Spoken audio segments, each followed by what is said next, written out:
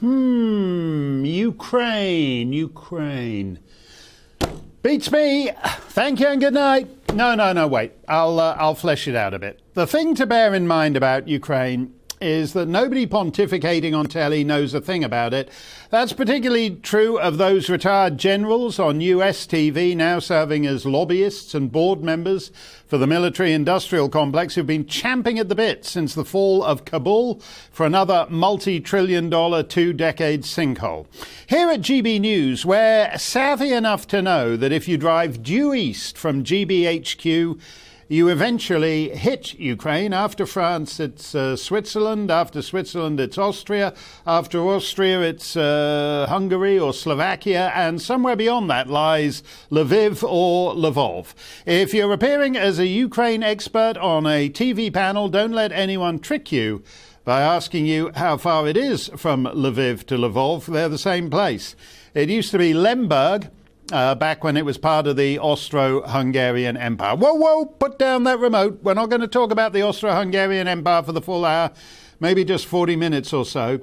But Ukraine is huge. It's the second largest country in Europe. It's as if after coming up with the Czech Republic and Slovakia and Serbia, they ran out of names for any more small countries and just put one giant blob on the map.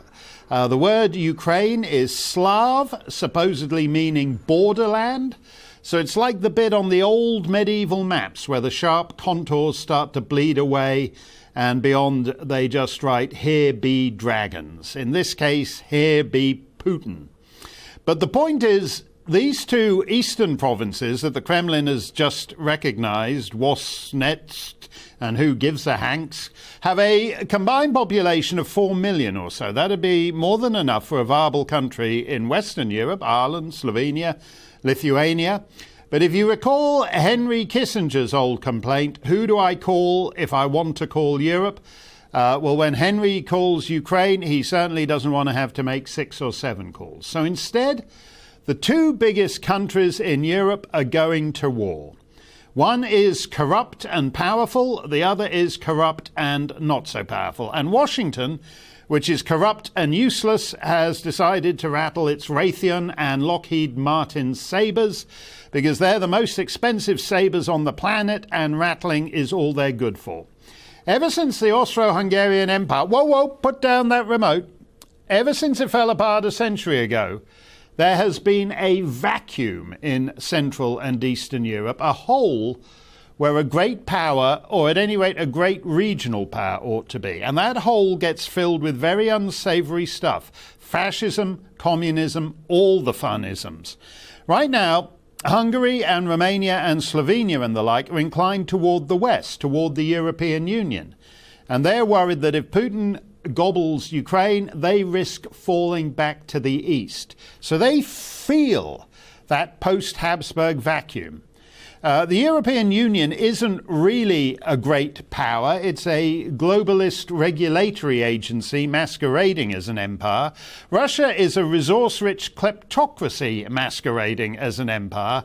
But it's weak and unconvincing world orders that stumble into war over peripheral points on the map.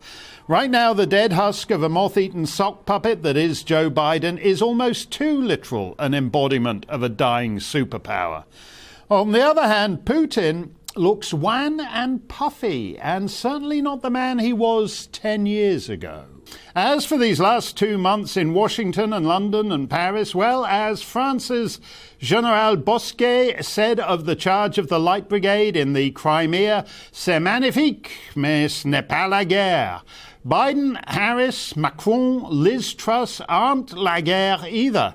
Mais ils ne sont pas magnifiques in the least. Let me know your thoughts. GBviews at gbnews.uk